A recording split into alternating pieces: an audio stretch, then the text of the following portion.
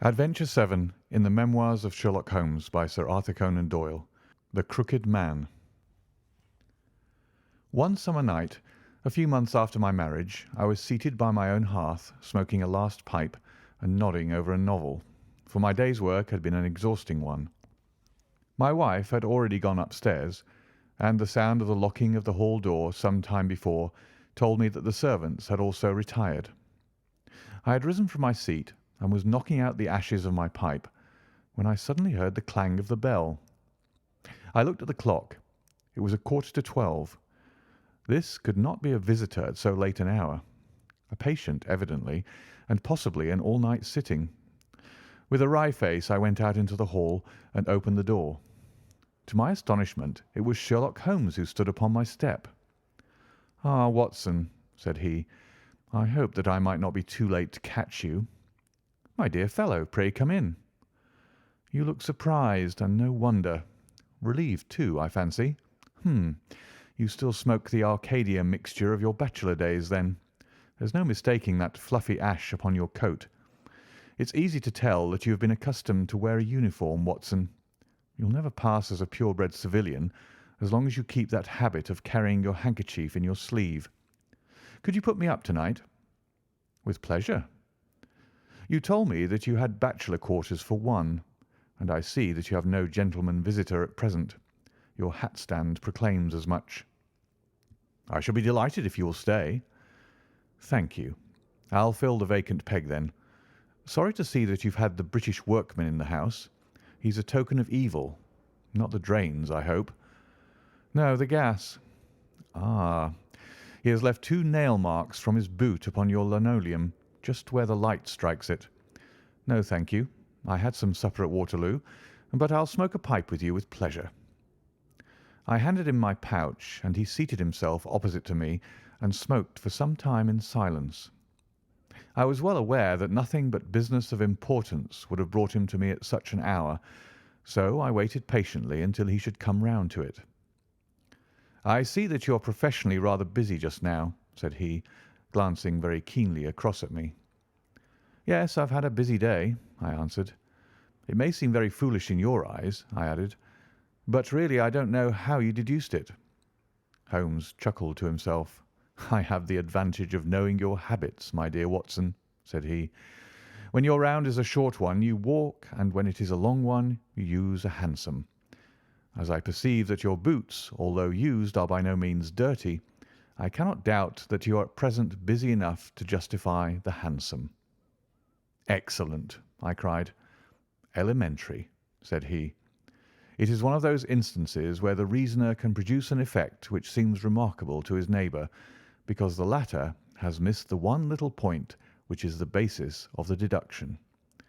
The same may be said, my dear fellow, for the effect of some of these little sketches of yours, which is entirely meretricious, depending as it does upon your retaining in your own hands some factors in the problem which are never imparted to the reader.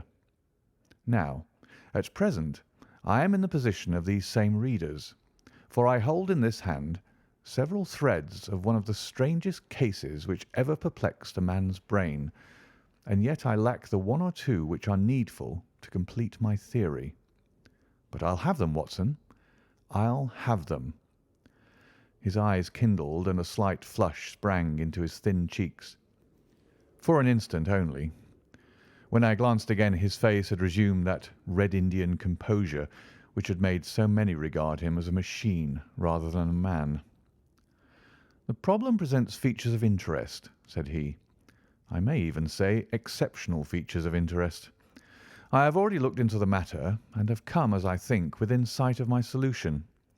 If you could accompany me in the last step, you might be of considerable service to me."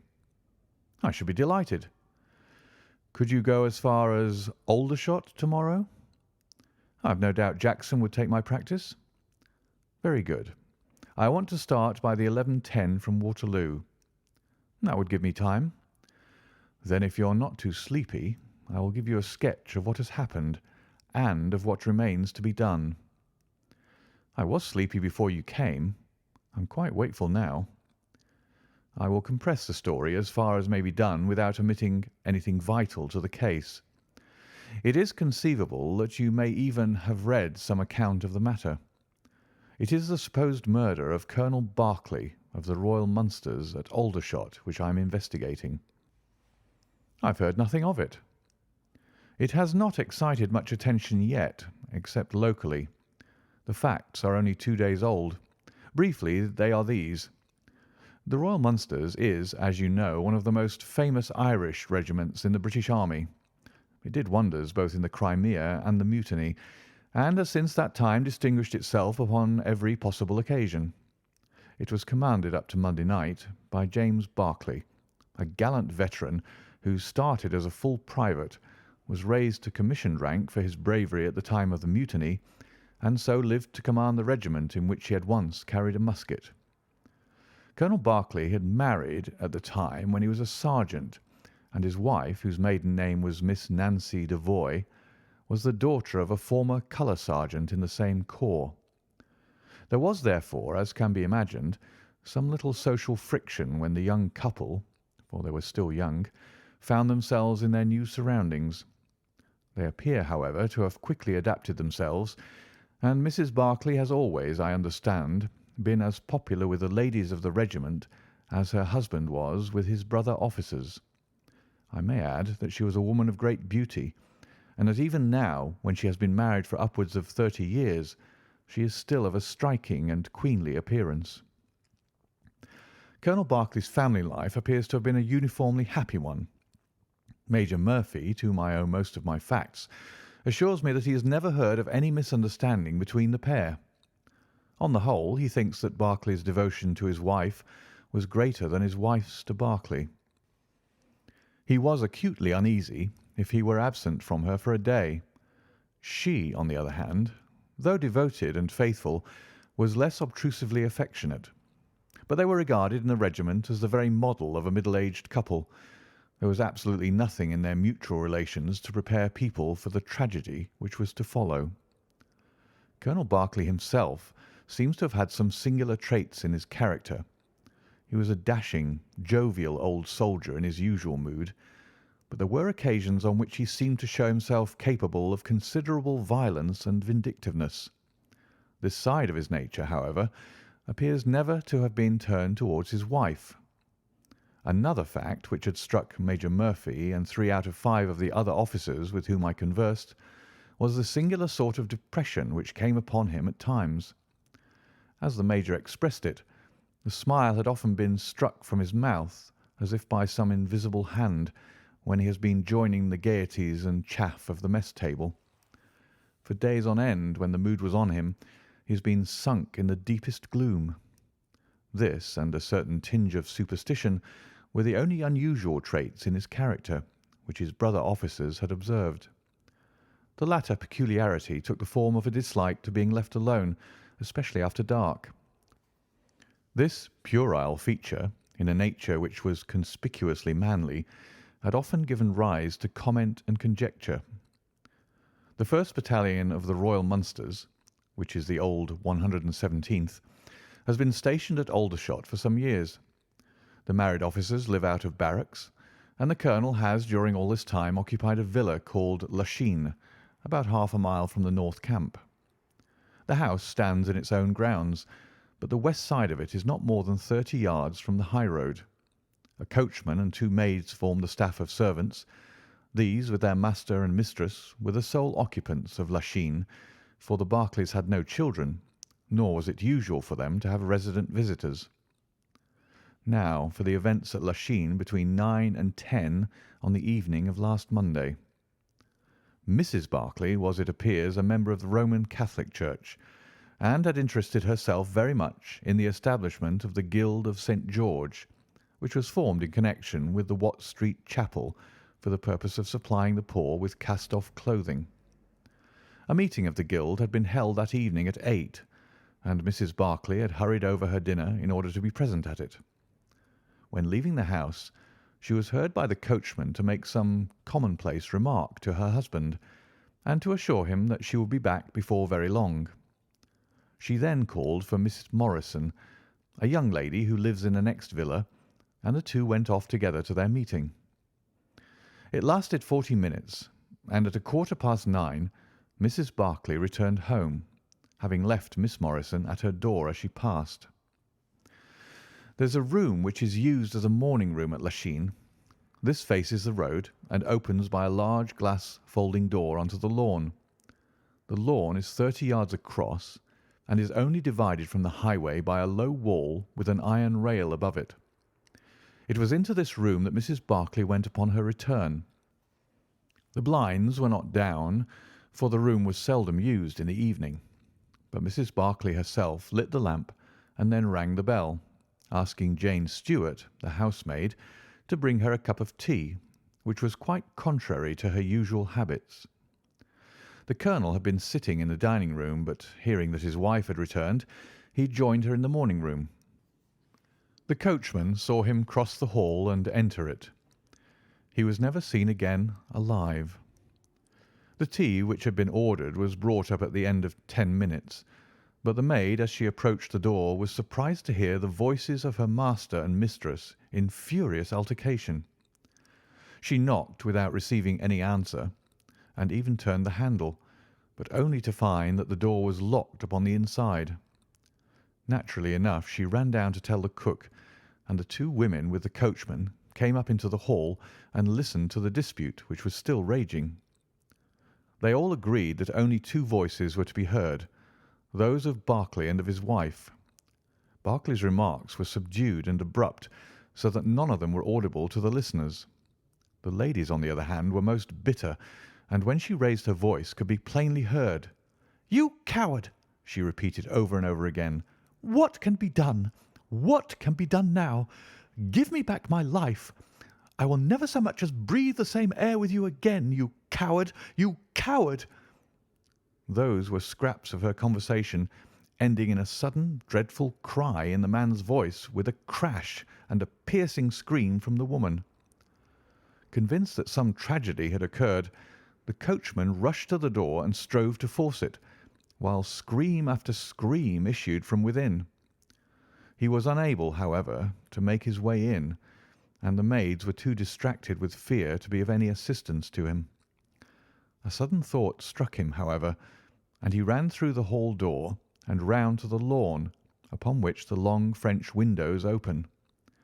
One side of the window was open, which I understand was quite usual in the summer-time, and he passed without difficulty into the room. His mistress had ceased to scream, and was stretched insensible upon a couch, while with his feet tilted over the side of an armchair and his head upon the ground near the corner of the fender, was lying the unfortunate soldier, stone dead, in a pool of his own blood. Naturally, the coachman's first thought, on finding that he could do nothing for his master, was to open the door. But here an unexpected and singular difficulty presented itself. The key was not in the inner side of the door, nor could he find it anywhere in the room. He went out again, therefore, through the window, and having obtained the help of a policeman and of a medical man, he returned. The lady, against whom naturally the strongest suspicion rested, was removed to her room, still in a state of insensibility. The colonel's body was then placed upon the sofa, and a careful examination made of the scene of the tragedy.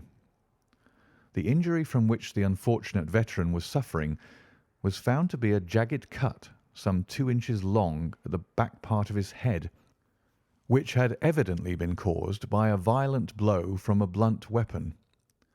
Nor was it difficult to guess what that weapon may have been. Upon the floor, close to the body, was lying a singular club of hard carved wood with a bone handle. The colonel possessed a varied collection of weapons brought from the different countries in which he had fought, and it is conjectured by the police that his club was among his trophies.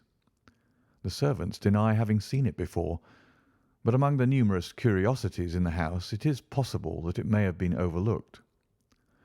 Nothing else of importance was discovered in the room by the police, save the inexplicable fact that neither upon Mrs. Barclay's person, nor upon that of the victim, nor in any part of the room, was the missing key to be found.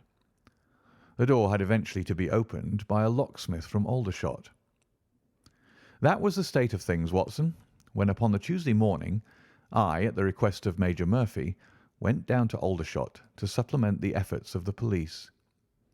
I think that you will acknowledge that the problem was already one of interest, but my observations soon made me realize that it was in truth much more extraordinary than would at first sight appear. Before examining the room, I cross-questioned the servants, but only succeeded in eliciting the facts which I have already stated. One other detail of interest was remembered by Jane Stewart, the housemaid. You will remember that on hearing the sound of the quarrel, she descended and returned with the other servants. On that first occasion, when she was alone, she says that the voices of her master and mistress were sunk so low that she could hear hardly anything, and judged by their tones rather than their words that they had fallen out. On my pressing her, however, she remembered that she heard the word David uttered twice by the lady. The point is of the utmost importance as guiding us towards the reason of the sudden quarrel. The colonel's name, you remember, was James. There was one thing in the case which had made the deepest impression both upon the servants and the police. This was the contortion of the colonel's face. It had set, according to their account, into the most dreadful expression of fear and horror which a human countenance is capable of assuming.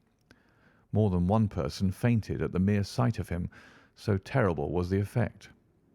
It was quite certain that he had foreseen his fate, and that it had caused him the utmost horror.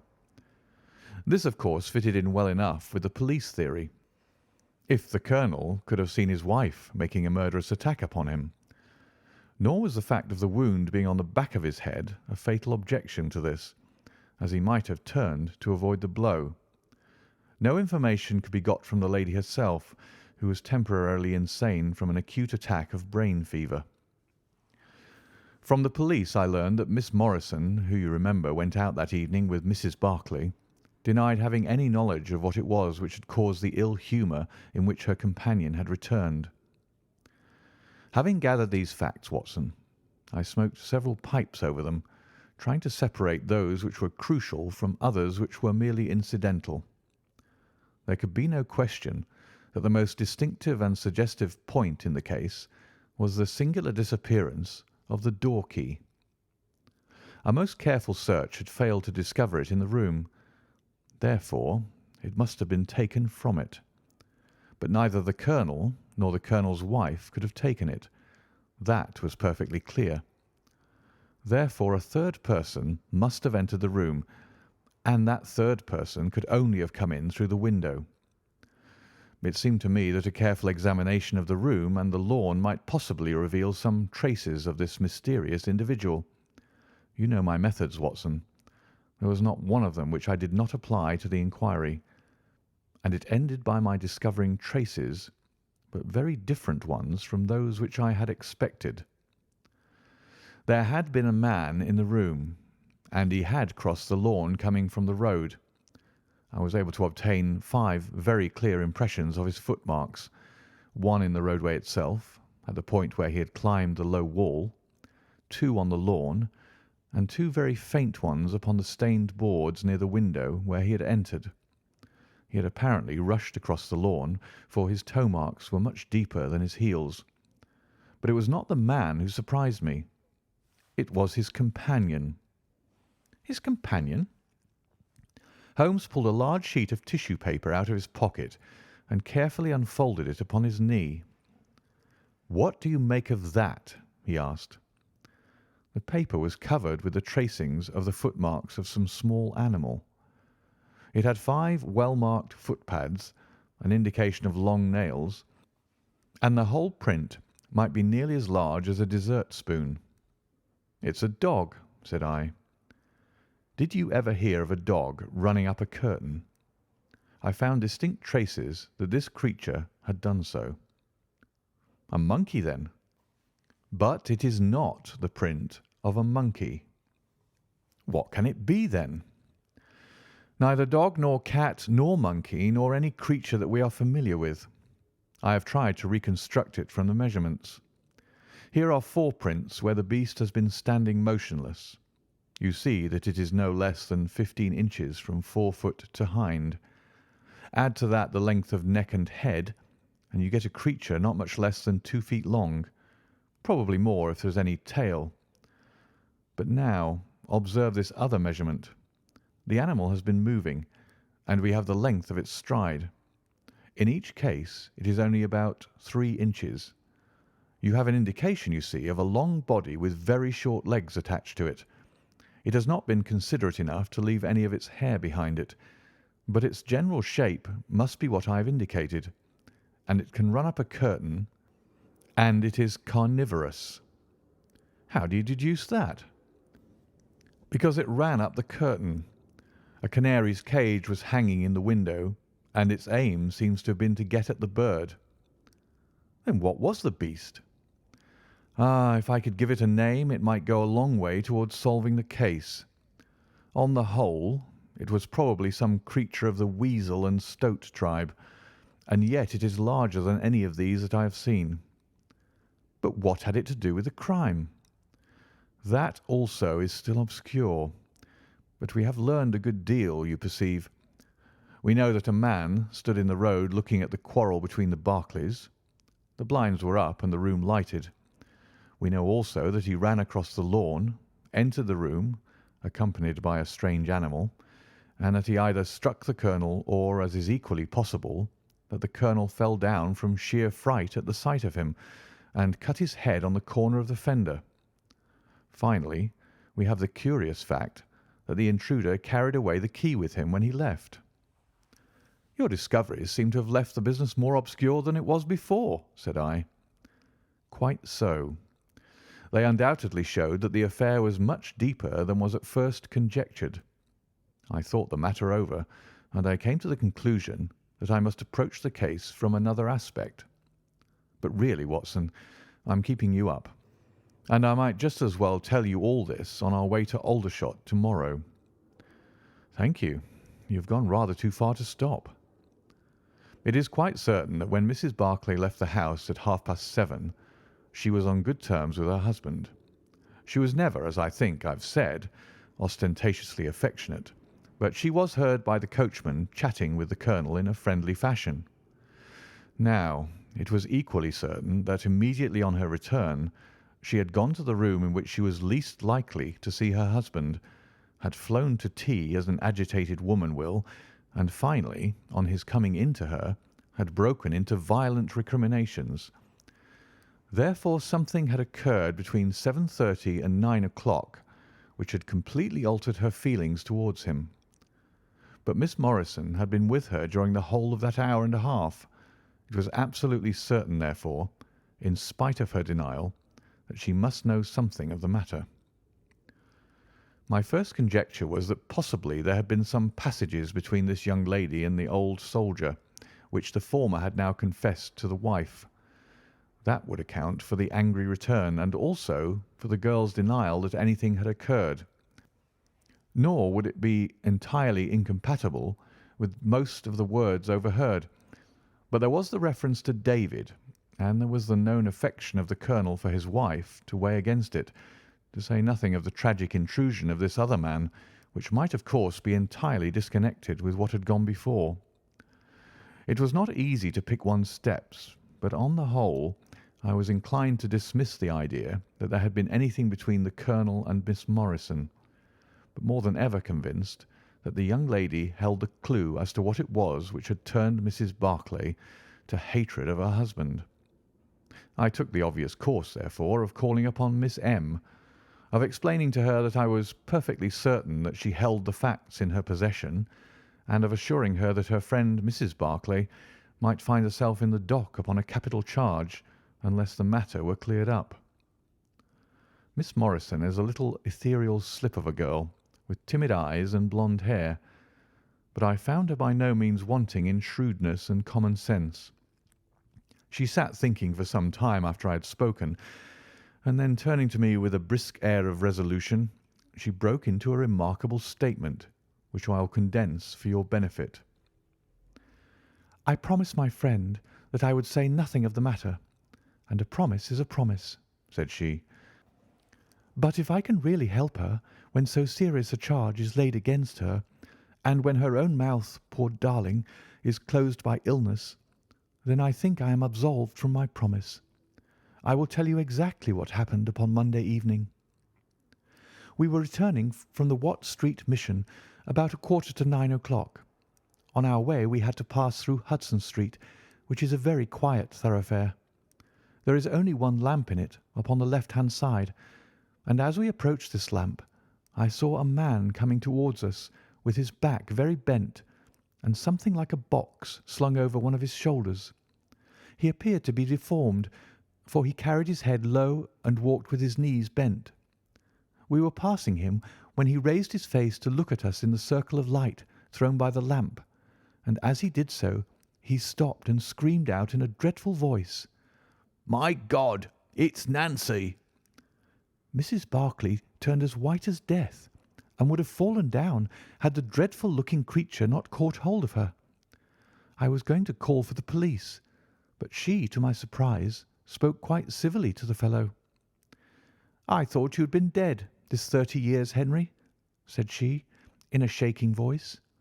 "So I have," said he, and it was awful to hear the tones that he said it in.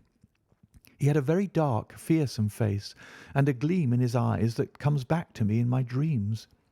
His hair and whiskers were shot with grey, and his face was all crinkled and puckered like a withered apple. "Just walk on a little way, dear," said Mrs. Barclay. "I want to have a word with this man. There's nothing to be afraid of." She tried to speak boldly, but she was still deadly pale and could hardly get her words out for the trembling of her lips. I did as she asked me, and they talked together for a few minutes. Then she came down the street with her eyes blazing, and I saw the crippled wretch standing by the lamp-post and shaking his clenched fists in the air as if he were mad with rage.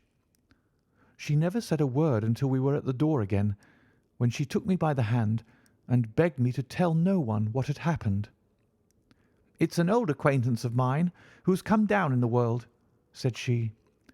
When I promised her I would say nothing, she kissed me, and I have never seen her since. I have told you now the whole truth, and if I withheld it from the police, it is because I did not realize then the danger in which my dear friend stood. I know that it can only be to her advantage that everything should be known." There was her statement, Watson, and to me, as you can imagine, it was like a light on a dark night. Everything which had been disconnected before began at once to assume its true place, and I had a shadowy presentiment of the whole sequence of events. My next step, obviously, was to find the man who had produced such a remarkable impression upon Mrs. Barclay. If he was still in Aldershot, it should not be a very difficult matter. There are not such a very great number of civilians, and a deformed man was sure to have attracted attention. I spent a day in the search, and by evening, this very evening, Watson, I had run him down. The man's name is Henry Wood, and he lives in lodgings in this same street in which the ladies met him. He has only been 5 days in the place. In the character of a registration agent, I had a most interesting gossip with his landlady. The man is by trade a conjurer and performer, going round the canteens after nightfall and giving a little entertainment at each. He carries some creature about with him in that box, about which the landlady seemed to be in considerable trepidation, for she had never seen an animal like it. He uses it in some of his tricks, according to her account. So much the woman was able to tell me, and also that it was a wonder the man lived, seeing how twisted he was, and that he spoke in a strange tongue sometimes, and that for the last 2 nights she had heard him groaning and weeping in his bedroom. He was all right as far as money went, but in his deposit he had given her what looked like a bad florin. She showed it to me, Watson, and it was an Indian rupee. So now, my dear fellow, you see exactly how we stand and why it is I want you. It is perfectly plain that after the ladies parted from this man, he followed them at a distance, that he saw the quarrel between husband and wife through the window, that he rushed in, and that the creature which he carried in his box got loose. That is all very certain, but he is the only person in this world who can tell us exactly what happened in that room." "And you intend to ask him?" "Most certainly, but in the presence of a witness." "And I am the witness?" "If you will be so good. If he can clear the matter up, well and good. If he refuses, we have no alternative but to apply for a warrant." "But how do you know he'll be there when we return?" "You may be sure that I took some precautions. I have one of my Baker Street boys mounting guard over him who would stick to him like a burr, go where he might. We shall find him in Hudson Street tomorrow, Watson, and meanwhile I should be the criminal myself if I kept you out of bed any longer." It was midday when we found ourselves at the scene of the tragedy, and under my companion's guidance we made our way at once to Hudson Street. In spite of his capacity for concealing his emotions, I could easily see that Holmes was in a state of suppressed excitement, while I was myself tingling with that half-sporting, half-intellectual pleasure which I invariably experienced when I associated myself with him in his investigations. "This is the street," said he, as we turned into a short thoroughfare lined with plain two-storied brick houses. "Ah, here is Simpson to report." "He's in all right, Mr. Holmes," cried a small street Arab running up to us. "Good, Simpson," said Holmes, patting him on the head. "Come along, Watson. This is the house." He sent in his card with a message that he had come on important business, and a moment later we were face to face with the man whom we had come to see. In spite of the warm weather, he was crouching over a fire, and the little room was like an oven. The man sat all twisted and huddled in his chair, in a way which gave an indescribable impression of deformity, but the face which he turned towards us, though worn and swarthy, must at some time have been remarkable for its beauty. He looked suspiciously at us now out of yellow-shot, bilious eyes, and without speaking or rising, he waved towards two chairs. "Mr. Henry Wood, late of India, I believe," said Holmes affably. "I've come over this little matter of Colonel Barclay's death." "What should I know about that?" "That's what I want to ascertain. You know, I suppose, that unless the matter is cleared up, Mrs. Barclay, who is an old friend of yours, will in all probability be tried for murder." The man gave a violent start. "I don't know who you are," he cried, "nor how you come to know what you do know. But will you swear that this is true that you tell me?" "Why, they are only waiting for her to come to her senses to arrest her." "My God! Are you in the police yourself?" "No." "What business is it of yours, then?" "It's every man's business to see justice done."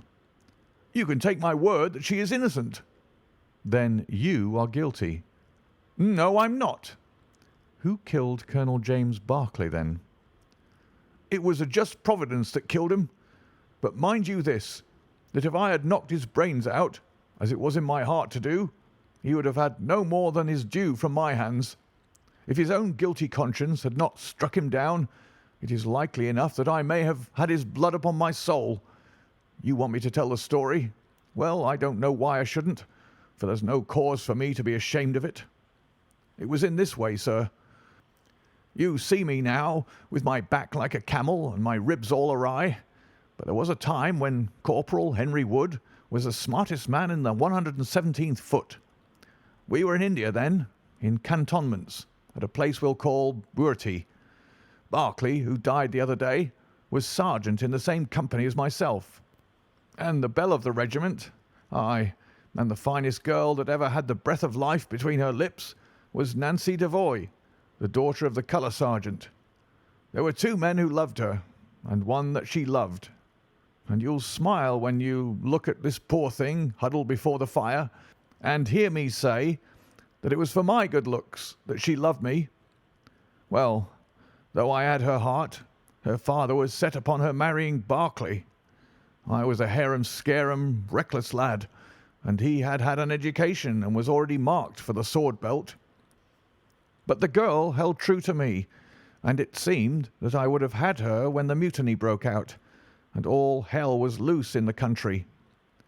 We were shut up in Burti, The regiment of us with half a battery of artillery, a company of Sikhs, and a lot of civilians and women folk. There were 10,000 rebels around us, and they were as keen as a set of terriers round a rat cage. About the second week of it our water gave out, and it was a question whether we could communicate with General Neill's column, which was moving up country. It was our only chance, for we could not hope to fight our way out with all the women and children, so I volunteered to go out and to warn General Neill of our danger. My offer was accepted, and I talked it over with Sergeant Barclay, who was supposed to know the ground better than any other man, and who drew up a route by which I might get through the rebel lines. At 10 o'clock the same night I started off upon my journey. There were 1,000 lives to save, but it was of only one that I was thinking when I dropped over the wall that night. My way ran down a dried-up watercourse, which we hoped would screen me from the enemy's sentries. But as I crept round the corner of it, I walked right into 6 of them, who were crouching down in the dark, waiting for me. In an instant, I was stunned with a blow and bound hand and foot. But the real blow was to my heart and not to my head. For as I came to and listened to as much as I could understand of their talk, I heard enough to tell me that my comrade, the very man who had arranged the way that I was to take, had betrayed me by means of a native servant into the hands of the enemy. Well, there's no need for me to dwell on that part of it. You know now what James Barclay was capable of. Bertie was relieved by Neil next day, but the rebels took me away with them in their retreat, and it was many a long year before ever I saw a white face again. I was tortured and tried to get away, and was captured and tortured again. You can see for yourselves the state in which I was left. Some of them that fled into Nepal took me with them, and then afterwards I was up past Darjeeling. The hill folk up there murdered the rebels who had me, and I became their slave for a time until I escaped. But instead of going south, I had to go north until I found myself among the Afghans. There I wandered about for many a year, and at last came back to the Punjab, where I lived mostly among the natives, and picked up a living by the conjuring tricks that I had learned. What use was it for me, a wretched cripple, to go back to England or to make myself known to my old comrades? Even my wish for revenge would not make me do that. I had rather that Nancy and my old pals should think of Harry Wood as having died with a straight back, than see him living and crawling with a stick like a chimpanzee. They never doubted that I was dead, and I meant that they never should. I heard that Barclay had married Nancy, and that he was rising rapidly in the regiment, but even that did not make me speak.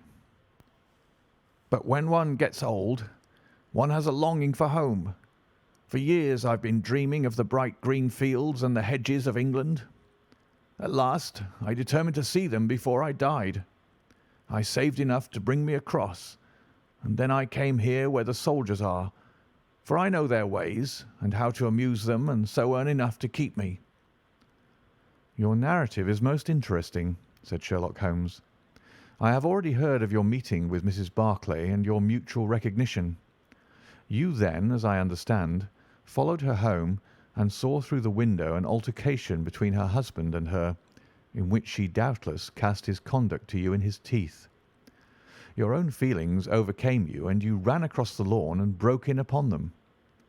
"I did, sir, and at the sight of me he looked as I have never seen a man look before, and over he went with his head on the fender. But he was dead before he fell. I read death on his face as plain as I can read that text over the fire. The bare sight of me was like a bullet through his guilty heart." "And then?" "Then Nancy fainted, and I caught up the key of the door from her hand, intending to unlock it and get help. But as I was doing it, it seemed to me better to leave it alone and get away, for the thing might look black against me, and anyway my secret would be out if I were taken. In my haste I thrust the key into my pocket and dropped my stick while I was chasing Teddy, who had run up the curtain. When I got him into his box, from which he had slipped, I was off as fast as I could run." "Who's Teddy?" asked Holmes. The man leaned over and pulled up the front of a kind of hutch in the corner. In an instant, out there slipped a beautiful reddish-brown creature, thin and lithe, with the legs of a stoat, a long thin nose, and a pair of the finest red eyes that ever I saw in an animal's head. "It's a mongoose!" I cried. "Well, some call them that, and some call them ichneumon," said the man. "Snake catcher is what I call them, and Teddy is amazing quick on cobras. I have one here without the fangs, and Teddy catches it every night to please the folk in the canteen. Any other point, sir?" "Well, we may have to apply to you again if Mrs. Barclay should prove to be in serious trouble." "In that case, of course, I'd come forward." "But if not, there is no object in raking up this scandal against a dead man, foully as he has acted. You have at least the satisfaction of knowing that for 30 years of his life his conscience bitterly reproached him for this wicked deed. Ah, there goes Major Murphy on the other side of the street. Goodbye, Wood. I want to learn if anything has happened since yesterday." We were in time to overtake the Major before he reached the corner. "Ah, Holmes," he said, "I suppose you've heard that all this fuss has come to nothing." "What then?" "The inquest is just over. The medical evidence shows conclusively that death was due to apoplexy. You see, it was quite a simple case after all." "Oh, remarkably superficial," said Holmes, smiling. "Come, Watson, I don't think we shall be wanted in Aldershot any more." "There's one thing," said I, as we walked down to the station. "If the husband's name was James and the other was Henry, what was this talk about David?" "That one word, my dear Watson, should have told me the whole story had I been the ideal reasoner which you are so fond of depicting. It was evidently a term of reproach." "Of reproach?" "Yes. David strayed a little occasionally, you know, and on one occasion in the same direction as Sergeant James Barclay. You remember the small affair of Uriah and Bathsheba. My biblical knowledge is a trifle rusty, I fear, but you will find the story in the 1st or 2nd of Samuel."